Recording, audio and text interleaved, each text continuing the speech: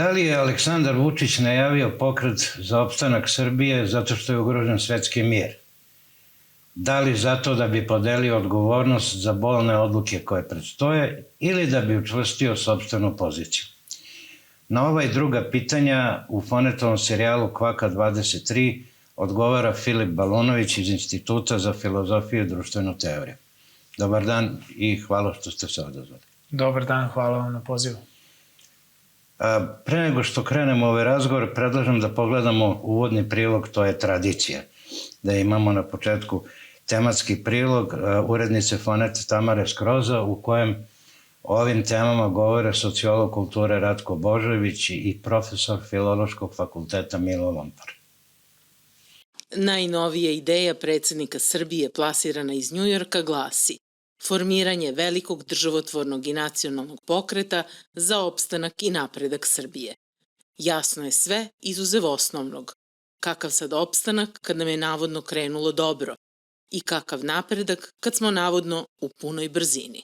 Najprije imao sam utisak da se radi o nečemu što je pomalo šala, što je pomalo na neki način poigravanje sa javnošću i rekao sam da je to nemoguća misija. A meni je ličila pomalo na Socijalistički savez radnog naroda ili na jednopartijski pluralizam. To smo se imali, što bi bila neka arheologija politička. Međutim, ta nemoguća misija kod nas može postati i nešto što je realnost, jer kod nas i nemoguće postaje moguće. U tome se mi jako ističemo. Mislim da on prevashodno štiti sam sebe, jer ja ne mislim da bilo kakav njegov problem proističe iz položaja naše zemlje, nego mislim da je on centralni problem iste te zemlje.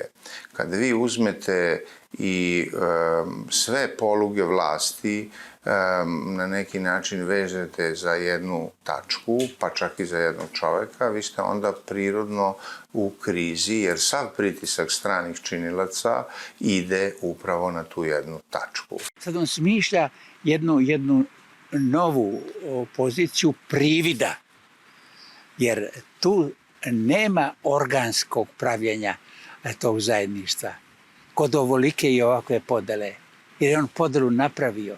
Ne možete podeljeno društvo na neki način spojiti tako lako. Ne može biti organska veza i organska zajednica. Tu je jedan od problema i zato sam mislio da je to nemoguća misija. Ali, kao što rekao smo, ovdje je nemoguće, najviše moguće. On pravi jedan provizorijum, čija je osnovna uloga da ceo problem zamaskira, da napravi jednu vrstu koncentracionog bloka. Ne bih isključio mogućnost da određeni građanski činioci prikriveno ili formalno budu deo tog kompozita, te stvari, i da se tako stvori jedna platforma sa koje je moguće izneti ove teške odluke koje predstoje. Na osnovu iskustva iz ne tako daleke prošlosti, vodili nas sve to ka izolaciji ili nekoj mirovnoj konferenciji tipa Rambuje 2. To ne bih mogao da procenim, ali to bi išlo u korist, jer bi pitanje njegove odgovornosti za čitav niz postupaka, izrazito nedemokratskih, od 2012. godine do sad, stavilo pomalo u senku. U isto vreme, to bi stavilo pomalo u senku činjenicu da su zapadni, odnosno američki činioci, punih 10 godina ignorisali kršenje elementarnih demokratskih prava u različitim sferama društva, od političke do kulturne, od finansijske do administrativne. Dakle, oni su bili slepi na to i to bi sve bilo palo u zasenak ukoliko bi se napravio neki aranžman koji bi mogao ličiti na nešto kao što je ovaj takozvani otvoreni Balkan. Mi ne znamo šta se on dogovarao i šta je dogovoreno, ne znamo šta se dešava okolo i mi smo oni koji pretpostavljaju. Evo ja sa vama razgovaram u pretpostavkama. Kad bi ja znao o čemu se radi, kad bi ja znao činjenice, onda bih mogao i nešto da kažem što je suvislo. Ovako pričam jednu neodređenu priču, jer je stvarnost neodređena. I to je očekivanje naše neodređeno. I ta čitava zamisao neodređena. Konačno, može li iz najnovije predsednikove zamisli proizaći išta dobro ili smo zaista u mraku iz koga nema izlaza. U našem društvu ne može biti boljitka dok se ne zadovolje dva pola na kojima to društvo postoji. Jedan je nacionalni pol ili pol nacionalnih prava i interesa srpskog naroda, a drugi je pol građanskih sloboda. Nešto će se smisliti, nešto se, ružna reč skarabuliti, ali nešto se skrpiti, ja mislim, oko toga. Ali ne vjerujem da će to biti lak posao. Da li će tu vrstu nacionalne sloge da izvede čovek i politika koji 10 godina, a ništa drugo nije radila nego satanizovala sve koji su mu se protivili. Znači, on je žigosao sve političke činioce i sad oni svi zajedno tako žigosani i tako blatom namazani treba da obezbede neku društvenu koheziju. Ja u to ne verujem. Ovdje biti optimista je ravno gluposti. Ali dobro, ajde da budem ja u pogrešci, da sam pogrešio. Eto, ne vidim. Jer poprično je ovdje entropija. Velika je zbrka. Zbrka je i u vidnom polju, a i onome što se dešava iza scene. Predsjednik i njegova stranka su učinili sve da obezvrede, a u mnogo čemu čak i da obalave nacionalne simbole i tradicije, mi se nalazimo tu gde se nalazimo. I, valja reći, nemaju baš puno protivnika u tom njihovom nastojanju. Gospodin Bolunović, evo sad kad smo ovo čuli, videli, nekako mi se logično prvo nameće pitanje da li je opstanak Srbije ugrožen? I ako jeste, da li je ugrožen s polja ili iznutra, koga ugrožava, zašto? Zavisi kako razumemo šta je to Srbija. Da li je Srbija jedna država koju čine njene institucije, da li je Srbija država koju čini njena javnost, da li je društvo Srbije njen stub, da li je važno da budemo mentalno zdravi, da li je važno da nam funkcioniše obrazovanje, zdravstvo. Ako tako razumemo Srbiju kao državu, onda je opstanak Srbije kao seta svega ovoga što sam naveo ugrožen poslednjih 30 godina. Ako sa druge strane Srbiju posmatramo na način na koji je posmatra nacionalistička Srbija i uključujući u to i ovu aktualnu vlast, a to je kao nekakav mit koji nam lepti iznad glava dok mi grcamo u svakodnevnim problemima, u besparici, u uništavanju našeg društvenog tkiva. Ako je u pitanju opstanak mita, onda ja razumem zašto vlast počinje to da predstavlja tako, uzevši u obzir i promenjene geopolitičke okolnosti, pitanje Kosova i tako dalje, ali ja mislim da je najznačajnije u ovom trenutku reći da je Srbija kao društvo, Srbija kao skup njenih građana, institucija, njeno društveno tkivo, da ono propada, da je doživelo jednu nekrozu i da to nije od juče, nego da se taj problem vuče već decenijama, a da posledice tog procesa mi osjećamo možda najsnažnije danas. A Vučić nam je poruku tu o pokretu za opstanak Srbije poslao iz Njujorka. Verovatno pod uticajem najave iz Moskve da će posle mobilizacije, 300.000 ljudi moguće biti upotrebljeno i nešto iz arsenala nuklearnog oružja. Pred kakva iskušenja Srbiju sa to zaoštravanje krize u Evropi, a potencijalno i na globalnoj sceni dodatno dovodi? Pa mislim da je u proteklom periodu ili u proteklim decenijama postalo karakteristično za Srbiju to da njene vlasti, a onda jedan deo građana sve vreme misli da je Srbija u centru pažnje svetskih trendova, previranja i tako dalje, i onda takva jedna percepcija za jedan deo naše nazovi ili kvazi javnosti je predstavljala hranu za raznorazne teorije zavere kojima se mi ovde, ne mi, ali kojima se jedan deo javnosti i političke elite služi gotovo na svakodnevnom nivou. Tako i ta krilatica opstanak Srbije za mene implicira neku ugroženost koja dolazi od nekih tamo, baš poput onih rečenica koje izgovaraju teoretičari zavere: oni nam rade o glavi, oni su nam plasirali virus, oni su nam prosuli nešto u dečije parkiće pa imamo alergije, oni nas ugrožavaju na ovaj ili onaj način, tako da je ovaj spas Srbije ili opstanak Srbije samo odgovor na te neke strahove koji su ukorenjeni u različitim teorijama zavere, od kojih neki ljudi makar prave tu neku slamku spasa u ovoj sivoj realnosti koju živimo, tako da to čini jedan savršen paket, ajde da tako kažemo, te neke paralelne realnosti koju nam pokušavaju da saopšte od ozgo. Šta to znači? Da vi u suštini ne vidite da bi taj strah negde mogao da bude i osnovan? Ja mislim da strah može da bude delimično osnovan. Postoje delovi sveta ili delovi, ajde kažemo, evo, bivšeg Sovjetskog saveza u kojima je strah i tekako osnovan zbog regionalnog hegemona koji pokušava da na silu povrati staru slavu nekadašnjeg Sovjetskog saveza i sebe nametne kao globalnog aktera ili kao globalnu silu, pateći zbog toga što Rusija to više nije. Ovaj deo sveta ili ovaj deo Evrope, evroazijske zone, ajde tako kažemo ako govorimo i o Sovjetskom savezu, nije pod takvom pretnjom pod kakvim su, na primjer, neke zemlje u okruženju, zemlje bivše Republike Sovjetskog saveza. Što se tiče nekih egzistencijalnih potreba za resursima, za energijom, za strujom, za gasom i tako dalje, svakako. I ova previranja su zapravo dovela u pitanje mnoge stvari. Međutim, ja mislim da umesto kukanja na tim, upozoravanja, sejanja straha i tako dalje, treba da se predoči hladne glave i bez ikakve kuknjave jedan plan. Šta je najbolje učiniti.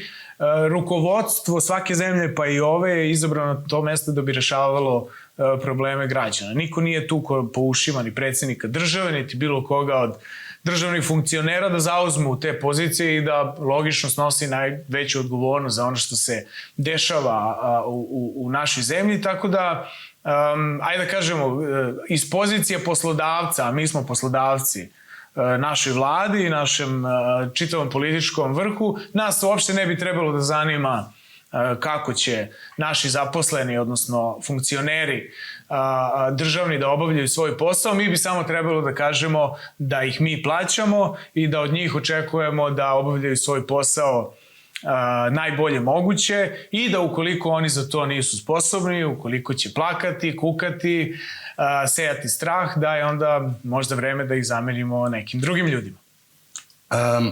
Sad kad ste pomenuli plan, dakle, da li vi u svetlu ovih raznih izazova i na domaćem i na međunarodnom planu s kojima je Srbija suočena, prepoznajete postojanje bilo kakvog plana, jer se stiče utisak da mnogo više i jasnije Srbija pokazuje šta neće, bar ova elitna na vlasti, nego šta hoće?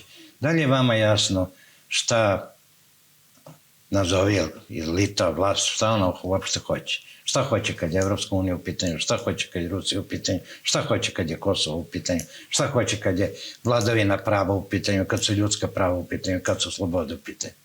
Ja mislim da nikada nismo čuli jasno, i tu ste vi u pravu i vaše pitanje je potpuno na mestu, nikada nismo jasno čuli eksplicitno šta Srbija hoće na međunarodnom planu, šta Srbija hoće na regionalnom planu, šta hoće, osim tih nekih praznih krilatica kao što su mir i stabilnost i tako dalje.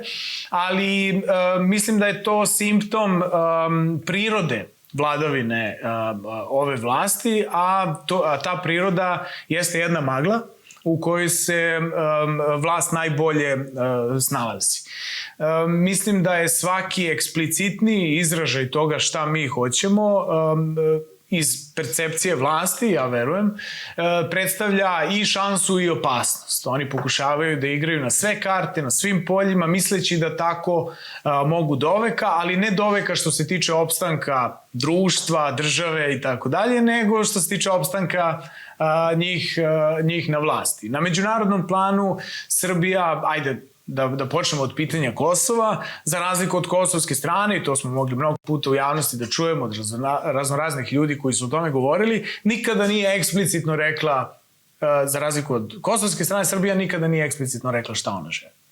Da li ona želi Kosovo u sastavu Srbije sa preko 2 miliona nelojalnih građana koji ne žele da žive pod vlašću čiji je centar u Beogradu, da li ona želi neku vrstu federacije, konfederacije, da li ona želi da taj problem reši po ovom ili po onom modelu, nikada eksplicitno nismo čuli. Slušali smo neke ideje o nekakvim razgraničenjima, ali je to sve isto tako bilo ispod žita. Mi ne znamo šta je zvanična politika Beograda, osim da se poziva na rezoluciju 1244 i da zahteva produžavanje statusa quo do unedogled. I u tom smislu, što se tiče Rusije i odnosa prema Evropskoj uniji, Srbija svoju međunarodnu politiku, ja sam o tome već govorio negde u javnosti, bazira na toj pasivnoj poziciji neutralnosti.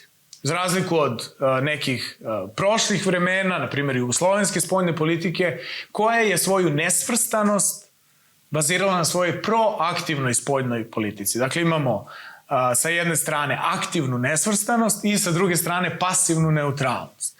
I rezultate ili posledice te pasivne spoljne politike Srbije mi trpimo u ovim okolnostima kada se geopolitički stvari preslaguju i kada vi sedite samo na jednom mestu i govorite da ne želite da se mešate ni tamo ni ovamo, malo ćete tu, malo ćete tamo, onda se dogode ovakve neke okolnosti koje, izvinite, svaki lider, državnik, svako ministarstvo spoljnih poslova treba da predvidi. Jer je to njihov posao u kojima bi onda trebalo da se deluje prema nekom planu, da se vratimo na ovu ključnu reč, zbog toga što Srbija nema plan ni za trenutno zbivanje, ni za prošlo zbivanje, nema nikakvu viziju toga gde je njeno mesto u Evropi, gde je njeno mesto u svetu. Mi danas imamo ovo za pomaganje i kukanje oko toga da je nama najteže. Pa da li, očigledno da se manevarski prostor sužava i da ova kupovina vremena po svojoj prilici neće moći da traje beskonačno. Ako Srbija nema plan, možda neko drugi ima plan za Srbiju. To je potpuno prirodno. Pođite od vašeg života, vašeg položaja i tako dalje. Ako ste pasivni, onda će drugi da diriguju vašim planovima i vašim životom. Tako je isto i u međunarodnoj politici. Ukoliko vi ne nastupate proaktivno, koliko nema nekakvih inicijativa, onda vam drugi određuju sudbinu. Izuzetak bi mogao da bude ovaj proces koji se naziva Otvoreni Balkan, koji isto tako neki su tumačili kao neki ogranak berlinskog procesa i tako dalje. Međutim, taj isto proces ima dosta problema, možda to nama sad nije u fokusu razgovora, ali bi to mogla da bude neka inicijativa koja je, da kažemo, nekako proaktivno. Međutim, sve drugo što je dolazilo sa državnog vrha, i to ne samo ove vlasti. To je bio i ranije slučaj. Proglašenje kosovske nezavisnosti je relativno nedavni događaj sa stanovišta istorijskog procesa, tako da u redu, prošlo je 14 godina od proglašenja kosovske nezavisnosti, ali mislim da je to 15 godina već jedan dobar period u kom bi mi konačno trebalo da kažemo šta mi želimo i kako mislimo da to ostvarimo. U ovom momentu mi to ne vidimo i plašim se da će svaka odluka koja dođe, a to ste vi, čini mi se, i u uvodu spomenuli ili u nekom od pitanja, da će doći kao posledica toga da mi nešto moramo. Da mi politiku vodimo zato što moramo, a ne zato što hoćemo. Time se potpuno obesmišljava demokratija. Jer ljudi glasaju za one koji nude neke politike i onda oni te politike treba da sprovode. Pa dobro, kako vi onda razumete sad posle ove debate o Generalnoj skupštini Ujedinjenih nacija Vučićevu izjavu da je Srbija u tom kontekstu u kojem ste govorili podigla sebi cenu? Šta to znači? Kako Srbija sebi može da podigne cenu u ovim okolnostima?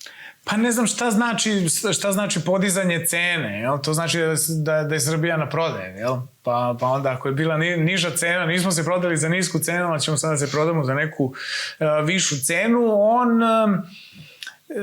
sve ovo i nakon tog govora u Skupštini Ujedinjenih nacija, načina koji je komunicirao, ono što se dešavalo posle, da su njemu tobož prilazili pa mu čestitali na govoru i tako dalje, on želi sve vreme želi da domaćoj javnosti predstavi sledeći scenarij, a to je da je Srbija u međunarodnom kontekstu bila slaba, neuticajna, da je se ni za šta nije pitalo, a da je on sada taj koji će Srbiji da vrati stari imidž i tako dalje. I mene ne čudi, s obzirom na ta njegova nastojanja, da neki, s obzirom na to da je Putin prethodnih 20 godina radio na sličnom scenariju, nakon urušavanja imidža Ruske federacije za vreme Jeljcina, koji je voleo i da popije i tako dalje i imao neke gafove u javnosti, da je on želeo da povrati stari sjaj Rusije. Ja? Mislim da se ovde, ne kažem da će biti sličan scenarij, ali me ne čudi to što neki misle da bi mogao da bude sličan scenarij i u ovom regionu. S tim što je Sovjetski savez bio mnogo veća, mnogo značajnija sila na globalnom nivou nego što je to bila i Jugoslavija, a kamoli Srbija,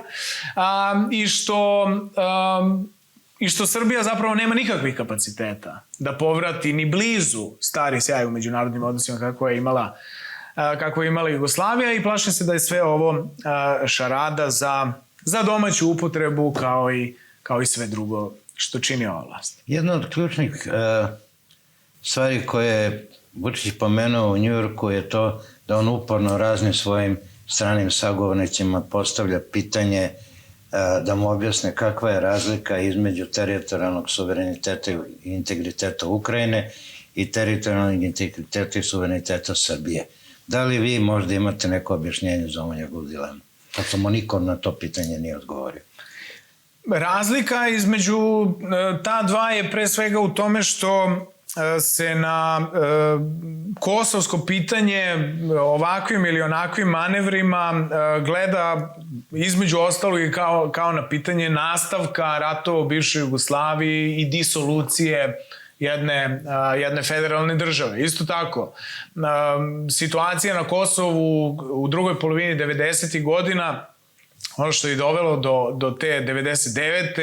i agresije NATO-a, je bila ratna situacija, gde je oko 1 milion pripadnika neke nacionalne manjine bio proteran sa prostora tada autonomne pokrajine Srbije, i što je iz zapadne perspektive, a dobrano je to bazirano i na faktima, na Kosovu to bilo blizu humanitarne katastrofe, a nesumnjivo je se dešavalo i etničko čišćenje. Jel? I ta krilatica responsibility to protect ili odgovornost da se zaštiti manjinska zajednica u momentu kada većinska, ma koliko ta zajednica živjela unutar jedne države, bila pod njenom vlašću, kada pokušava da etnički očisti, to je taj okvir humanitarnog prava i tako dalje.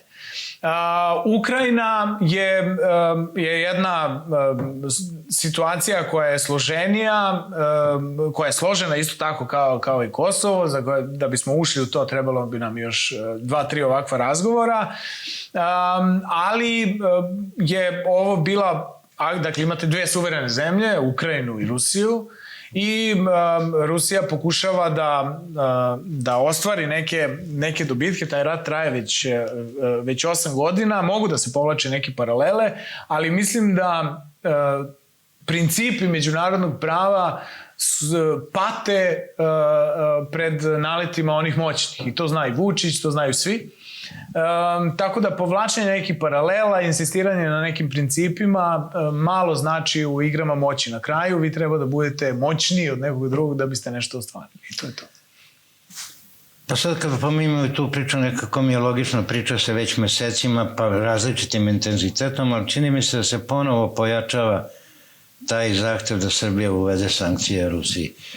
I sam Vučić je nedavno rekao posle razgovora sa ovim izaslanicima Olafa Šolca i Makrona, kako su mu rekli možda Srbija nije svesna, ali Evropa je u ratu, Putin je spustio zavesu, a Srbija mora da odluči s koje strane će te zavese da budu. Srbija ima viševekovni problem sa svojim identitetom, još od nekih dela iz perioda srpske socijaldemokratije i te dileme, da li je Srbija na istoku ili na zapadu, da li je Srbija ta neka spojnica između istoka i zapada, i u tome nema ništa ovako konceptualno loše. Neko mora i to da bude. Svet nije podeljen na oštre linije kao što su, ne znam, kolonizatori delili afrički kontinent, pa imate one prave linije, već imate neke zone koje su ovakve i onakve.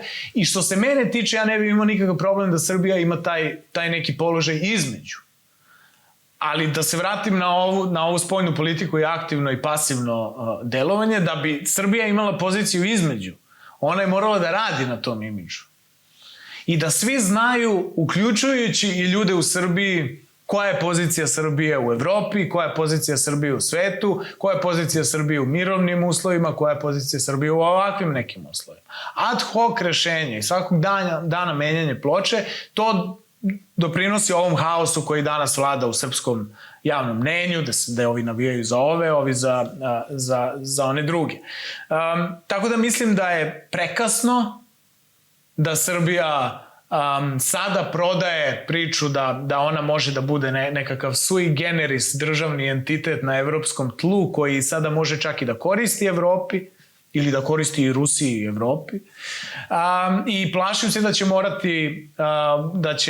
morati da se opredeli. Što se tiče ovoga što ste spomenuli, Macron i Scholz, novi okvir za pregovor i tako dalje, ja mislim da je dijalog između Kosova i Srbije, naravno, jedan težak dijalog koji i posrednici koji su učestvovali u tom dijalogu, bilo da je reč o Briselu, Vašingtonu, su, kako su godine prolazile, postale deo problema. Ja mislim da oni suštinski ne razumeju specifičnosti srpsko-kosovskog pitanja.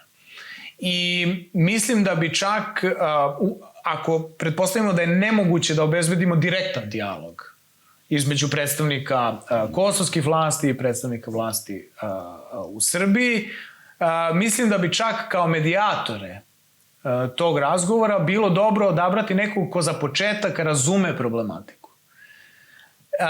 I ja sam u jednom tekstu koji sam pisao za jedan zbornik koji se zove Kosovo, Srbija, drugačiji pristup, zapravo predložio nešto što bi se zvalo regionalni savet, gde bismo eventualno uključili intelektualce, bivše političare, osobe od ne samo integriteta svojih zemalja, nego regionalnog integriteta iz bivše Jugoslavije, koji bi mogli da sačine taj regionalni savet.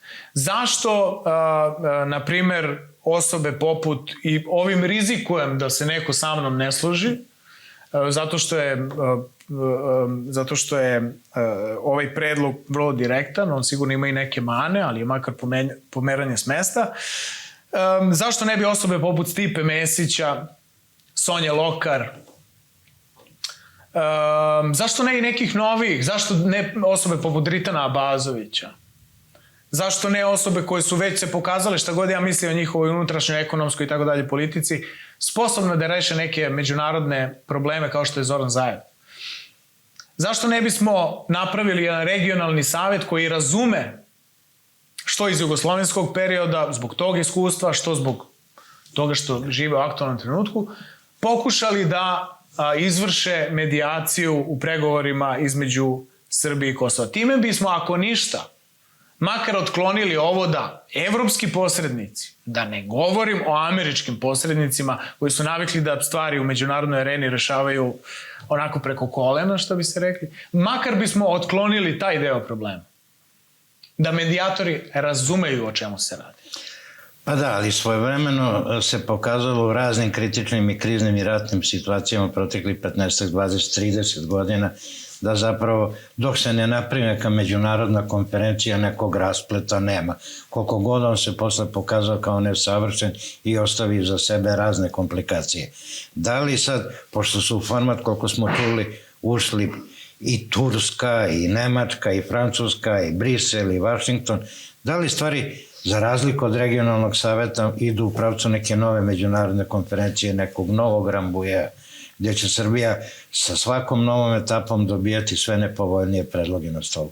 Ali ključ je u delu vašeg pitanja. Upravo u tome da su se stvari od Daytona pa preko drugih nekih međunarodnih konferencija rešavale tako da se ugasi požar u tom momentu. I ako želimo da ugasimo požar i da nešto rešimo samo da bismo tamo nešto štiklirali, pa onda tek kasnije razmišljali o tome koje su posledice, onda da. Onda je to odgovor. Verovatno svi najmoćniji akteri da se okupe i da nametnu rešenje dvema stranama. Međutim, ja mislim da je to za budućnost života, da ne kažem za budućnost suživota, zajedničkog života, pre svega Srba i Albanaca na Kosovu, a onda i dva entiteta Srbije i Kosova, kako god ko definisao da li su to dve države ili ne, u to ne moramo ni da ulazimo. Ta budućnost ne samo da je, ona nije neizvesna, ona je izvesna i ona je katastrofalna. Zbog toga mislim da, naravno, bilo bi jako zgodno kad bi na vlasti i u Prištini i u Beogradu sedeli neki drugi ljudi. To bi jako bilo zgodno. S tim što kako se stvari sad odvijaju i sa ovom ukrajinskom krizom i sa svim ostalim, čini se zapravo kao da od ovoga što je sada može i tekako još gore. To je sljedeće pitanje. Da li sad u celoj ovoj situaciji vidite mogućnost da Srbija bude izložena izolaciji ili u još gorem scenariju da sama sebe izoluje? Ja mislim da ovaj drugi scenario izgledniji i što vreme više odmiče. Vraćaju se neke stare teme, nameću se neke nove teme, unutar političke, spoljno političke i tako dalje. I ja postajem sve pesimističniji, što ne znači da treba da prestanemo da pričamo i da treba da prestanemo da radimo na tome da se stvari poboljšaju.